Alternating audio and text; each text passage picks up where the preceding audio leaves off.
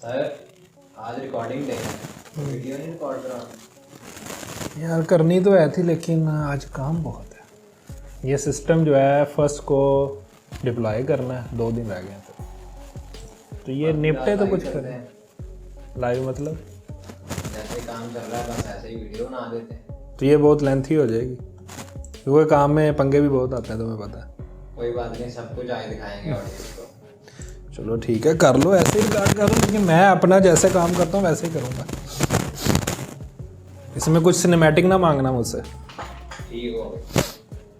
Okay, अभी मेरे पास जो काम है वो ये है कि इस हार्डवेयर को तो हमने देख भी लिया था लास्ट वीडियो में, और इसकी जो वर्किंग थी वो भी देख ली थी। अब इसको अटैच करना है अपने अटेंडेंस के सिस्टम के साथ ताकि ये अटेंडेंस मार्क हो। उसमें हमारे पास जो पैनल है वो इस तरह से है, और यहाँ पर हम बायोमेट्रिक आईडीज़ की ऑप्शन हमने बनाई हुई है कि हम बायोमेट्रिक आईडीज़ को असाइन कर सकते हैं। लाइक मैंने एम्प्लॉय 1 को जो है वो 1 आईडी वहाँ पर दी हुई है। इसी तरह हम किसी को भी जो है वो आईडी दे सकते हैं। और फिर जैसे हमने देखा था कि इसके अंदर भी वही आईडी सेव है, तो मैं फिंगरप्रिंट जिसको 1 आईडी से मैंने फिंगरप्रिंट स्कैन किए होंगे वही आईडी यहाँ पर दे देंगे तो वो चल जाएगा।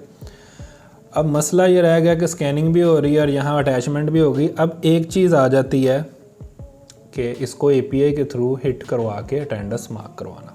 अब उस पे मैं फंसा हूँ, वो कर रहा हूँ। ओके, ये इसका यूआरएल है अटेंडेंस को, इसको पहले एक दफ़ा चेक कर लेते हैं। अच्छा सर, करते करते ज़रा एपीआई का भी एक्सप्लेन कर दें कि एपीआई क्या होती है।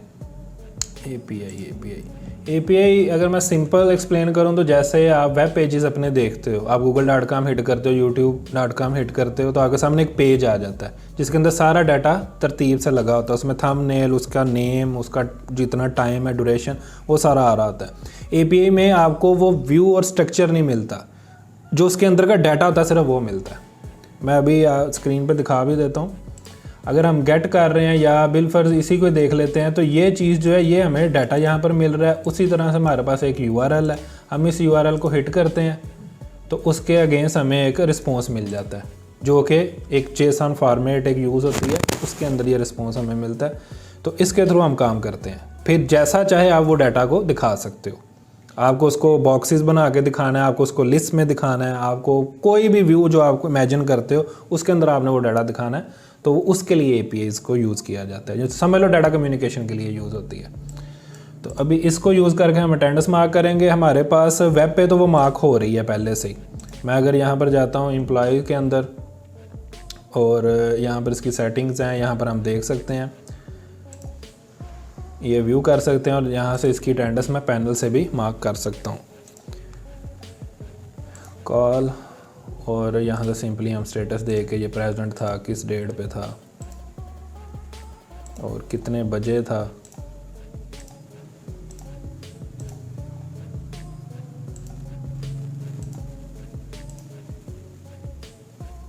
तो ये मार्क हो गई इसकी अटेंडेंस। 28 पे भी है और 30 पे भी है। यही चीज़ अगर हमने यहाँ से करनी हो तो एक दफ़ा मैं इसको चेक भी कर लूँ। 28 पे तो हमें कह रहा है कि जी ये रिस्पॉन्स आ रहा है कि पहले से कॉल हो चुकी है अटेंडेंस। 29 पे तो 29 अटेंडेंस जो है वो एम्प्लॉय 1 की मार्क हो गई है। यहाँ पर नहीं है, मैं रिफ्रेश करता हूँ तो यहाँ पर शो हो गया। तो इसका मतलब हमारी एपीआई ओके है। अब इसके बाद इस एपीआई को इम्प्लीमेंट करना है अपने हमने हार्डवेयर के साथ। वो है हमारा आर्डिनो में हम इस कोड को इम्प्लीमेंट करेंगे। यहाँ पर हमें यूआरएल देना है, ये यूआरएल जिससे हम अटेंडेंस मार्क कर रहे हैं। तो ये यूआरएल इधर आ गया। अब इसको डाटा पास करना है।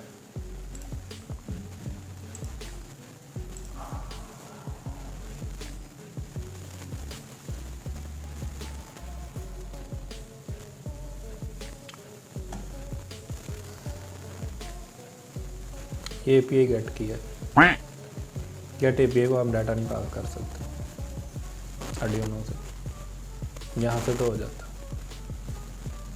2 मिनट ऑफ साइलेंस। ये डेवलपर का काम है जो ये एपीआई बना के गया। खैर अब मुझे इसको भी अपडेट करना पड़ेगा। किधर कर गया है इसको, ये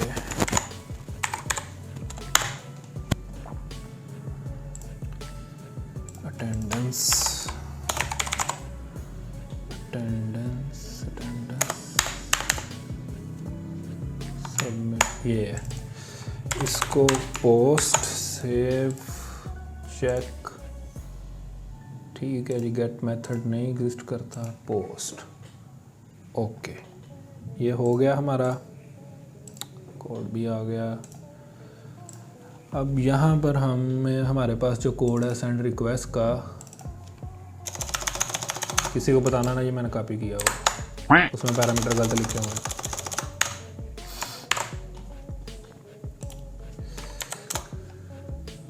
अच्छा जी, ये आ गया, ये आ गया। अब इसको यहाँ पर हमने करना है पोस्ट, और क्योंकि मैं काफ़ी टाइम बाद इस पे काम कर रहा हूँ तो मुझे याद नहीं है इसको डाटा कैसे पास करते हैं।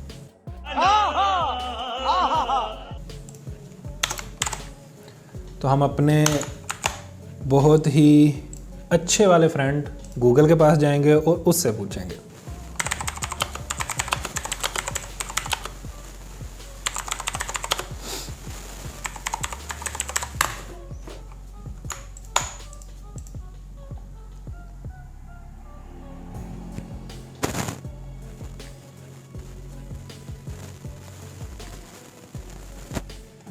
यू नो व्हाट, गूगल पे मज़ा नहीं आता, समझ रहे हो? चैट जीपीटी वो मैं पूरा कोड देगा कि यहाँ से ऐसे करो। How to pass data in post request from Arduino post। भाई इतना नहीं कोड देते बस।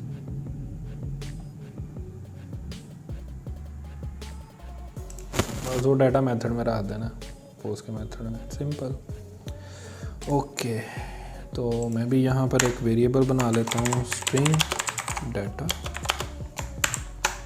और यहाँ पर ये डाटा हमें जेसन फॉर्मेट में भेजना है। ये कोई अच्छा तरीका नहीं है डाटा भेजने का इस तरह स्ट्रिंग में, तो मैं इसको जेसन फॉर्मेट बना के ही भेजता हूँ।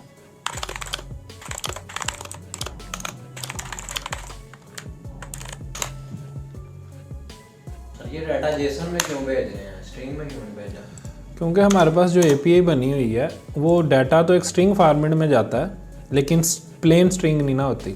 जेसन फॉर्मेट एक तरीकाकार है डाटा को ऑर्गेनाइज करने का, तो इसलिए हम फिर उस फॉर्मेट में भेजते हैं ताकि उसको रीड करना इजी होता है, उस पर काम करना इजी होता है, तो इसलिए उस फॉर्मेट में भेजा जाता है।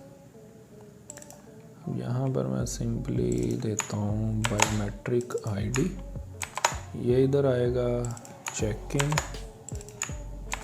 इसके लिए अभी स्टैटिक वैल्यू यूज़ कर लेते हैं। चेक इन,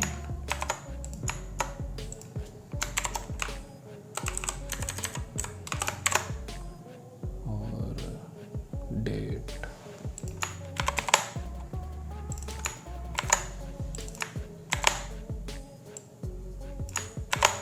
अभी इनको टेस्टिंग के लिए मैं स्टैटिकली ही यूज़ करूँगा डेट वगैरह, और हमारे पास किस डेट की अटेंडेंस नहीं है, 27 कर लेते हैं, 27 यहाँ पर, और बायोमेट्रिक आईडी ये ज़ाहिर हमें बताई जाएगी एज अ पैरामीटर आईडी।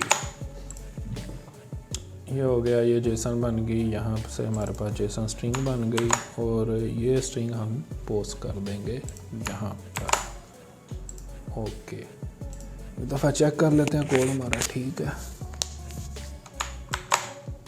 मुझे लगता है ये इसका एरर देगा, हाँ वो एरर आ गया, लाइब्रेरी इंपोर्ट नहीं की है अभी आपने, ये लो भाई कर दिया। ये चेक कर लेते हैं, अगर हम कोई ऐसी आईडी भेजें जो रजिस्टर नहीं है, हाँ वो आ जाता है कि सिलेक्टेड आईडी जो है वो इनवैलिड है, ये ठीक है। अब इसको प्लेस कहाँ पर करना है, यानी ये जो फंक्शन बना हुआ है इसको हम कहाँ कॉल करेंगे, वो ज़ाहिर है जहाँ पर हम मैं इसकी अटेंडेंस मार्क कर रहे हैं वहाँ पर होगा, और वो ये है number of registration, print, deleting, role का हैंडल का है, ये वेरीफाइड का। ये हमारे पास लॉजिक है जहाँ पर सक्सेसफुली वो वेरीफाई कर लेता है जो भी आईडी होती है। तो हम इस जगह पर अपने मेथड को कॉल करेंगे और इसको ये वेरीफाइड आईडी जो हमें रिक्वायर है ये भेज देंगे। अब ये टाइप है इंटीजर की, तो ये मुझे जाके चेंज करना पड़ेगा। खैर इधर जाते हैं, इसको हम कर देते हैं इंट, क्योंकि आईडी हमें इंट में मिल रही है और ये आईडी इधर आ जाएगी। ठीक है, अब इसको इसमें करना है इंस्टॉल, कोड को कनेक्ट करते हैं।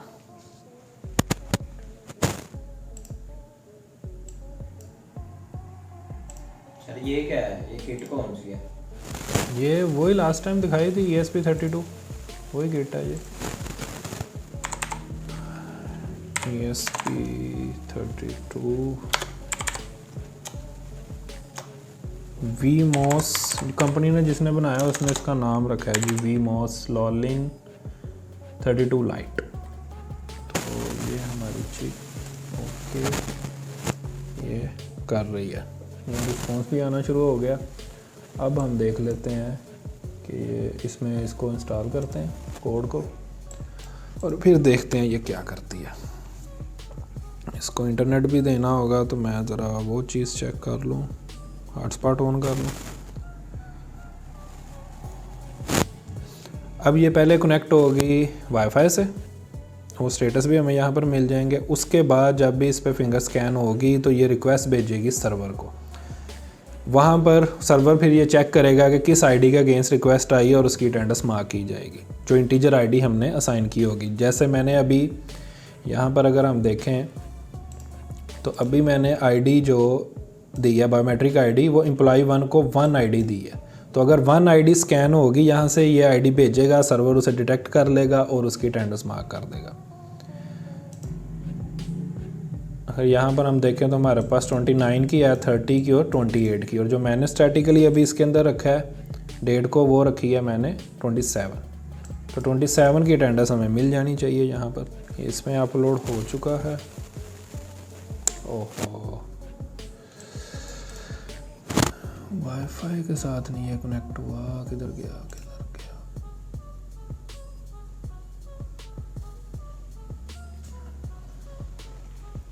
वाईफाई से ही क्यों नहीं कनेक्ट हुआ भाई? सेटअप ये है, यहाँ पर है, ये क्या हो गया?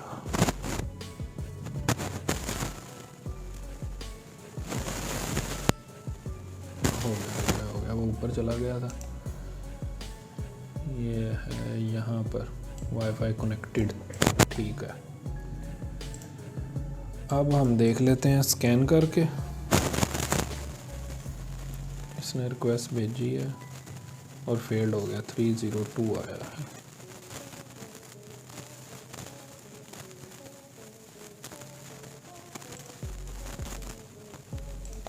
मुझे पहले ये बंद करना पड़ेगा। No finger detected but ID -1।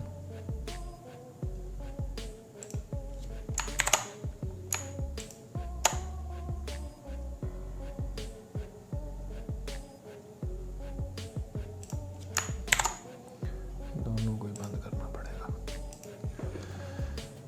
क्योंकि मुझे फिर सर्वर के रिस्पॉन्स की नहीं समझ आ रही कि वो क्या रिस्पॉन्स देना चाह रहा है या दे रहा है। इसलिए मैं कह रहा था ये बहुत लंबी होगी, जरा लोगों को भी पता चले लाइव वर्किंग कैसी होती है और प्रोग्रामिंग कैसी होती है। क्योंकि ज़्यादातर ने तो मूवीज़ में देखा हुआ है, ऐसे ऐसे 2-4 किए और बस जी हैक हो गए, हम सिस्टम में इन हो गए हैं, हमने अब ये भी एक्सेस कर लिया, हमने वो भी एक्सेस कर लिया। तो ये इस तरह से एक्सेस होता है, मतलब एक्सेस कुछ नहीं होता, ठीक है। प्रोग्रामिंग इस तरह से होती है, वो सिर्फ एक फैंटेसी है जो मूवीज़ में क्रिएट की जाती है।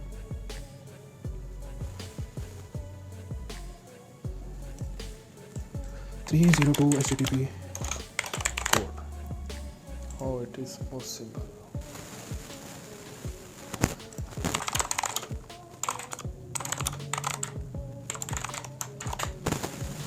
2,000 years later.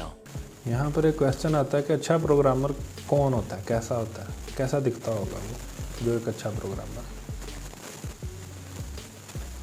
एनी गेस, कैसा लगता होगा, कैसा दिखता होगा, क्या करता होगा वो?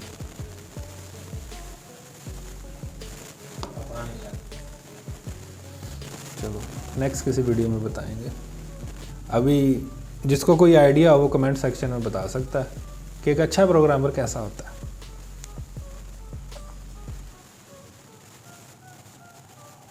कुछ कुछ ऐसा होता है जो बैठ के आधा आधा घंटा वेट करता है कब ये कंपाइल होगा, कब इंस्टॉल होगा।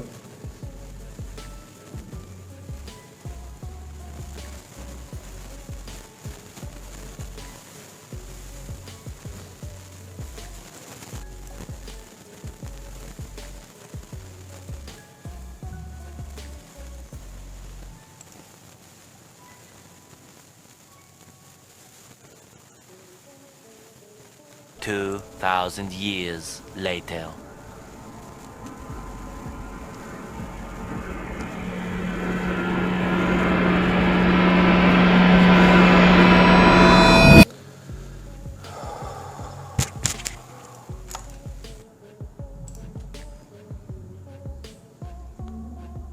ओके, मैसेज आ गया। ओके